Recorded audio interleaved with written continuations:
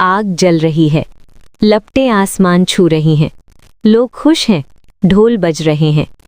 लेकिन क्या आपने कभी सोचा है, जिस आग के चारों ओर हम घूमते हैं, क्या वो सच में सिर्फ लकड़ी जलाती है, या हर साल हम एक ऐसी कहानी दोहराते हैं जिसे हमने कभी गहराई से समझा ही नहीं?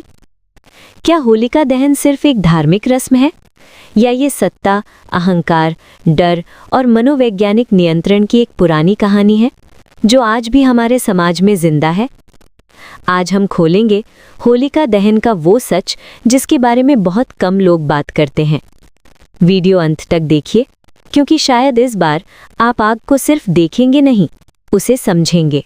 आग की लपटें आसमान छू रही हैं, ढोल बज रहे हैं, लोग खुश हैं। लेकिन क्या आपने कभी सोचा है, हम हर साल इस आग को क्यों जलाते हैं? क्या ये सिर्फ एक धार्मिक परंपरा है, या इसके पीछे कोई गहरा मनोवैज्ञानिक और सामाजिक संदेश छिपा है? होलिका दहन एक ऐसी परंपरा जिसे हम बचपन से देखते आए हैं। कहानी हम सब जानते हैं, राजा हिरण्यकश्यप, उसका अहंकार, भक्त प्रहलाद की भक्ति और होलिका का अग्नि में जलना। लेकिन सवाल ये है, क्या ये सिर्फ एक पौराणिक कथा है, या ये मानव मन के अंदर चलने वाली लड़ाई का प्रतीक है? जरा सोचिए, हिरण्यकश्यप कौन था? एक ऐसा राजा जिसे अपनी शक्ति पर घमंड था। वो चाहता था कि लोग भगवान को नहीं, उसे पूजें। क्या आज की दुनिया में ऐसे लोग नहीं हैं? क्या आज भी सत्ता, पैसा और अहंकार इंसान को अंधा नहीं बना देते? और प्रहलाद, एक बच्चा जिसके पास न सेना थी न शक्ति, फिर भी वो अपने विश्वास पर अडिग रहा। क्या ये कहानी हमें ये नहीं सिखाती कि सच्चा साहस बाहरी ताकत में नहीं, अंदर की दृढ़ता में होता है? लेकिन असली मोड़ आता है होलिका, जिसे वरदान था कि वो आग में नहीं जलेगी, फिर भी वो जल गई। क्यों? क्योंकि वरदान शक्ति का नहीं, वरदान शुद्धता का था।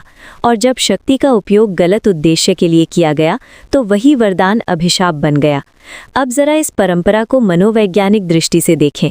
होलिका दहन से पहले लोग घर की पुरानी बेकार चीज़ें इकट्ठा करते हैं, उन्हें आग में डालते हैं और मानते हैं कि बुराई जल रही है। क्या ये सिर्फ रस्म है, या ये हमारे अवचेतन मन का प्रतीक है, जहां हम अपनी नकारात्मकता, ईर्ष्या, क्रोध और घमंड को जलाने का संकल्प लेते हैं? आग हमेशा से शुद्धिकरण का प्रतीक रही है। प्राचीन सभ्यताओं में भी अग्नि को पवित्र माना गया। क्यों? क्योंकि आग दो काम करती है, या तो नष्ट करती है या शुद्ध करती है। निर्भर इस बात पर करता है कि आप उसमें क्या डालते हैं।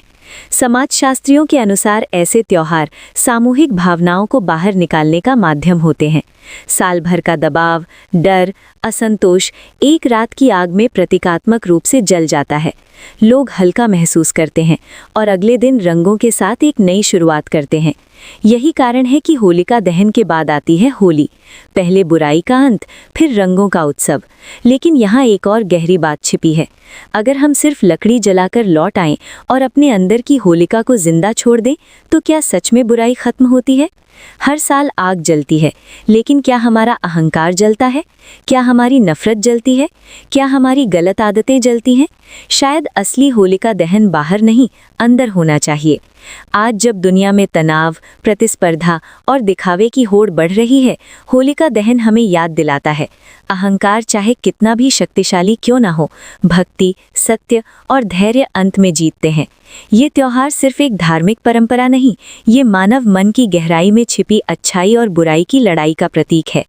तो इस बार जब आप आग के चारों ओर परिक्रमा करें, एक पल के लिए रुकिए और खुद से पूछिए, मैं अपनी कौन सी बुराई आज इस आग में समर्पित कर रहा हूँ? क्योंकि असली जीत प्रहलाद की नहीं थी, असली जीत उस विश्वास की थी जो आग से भी नहीं जला।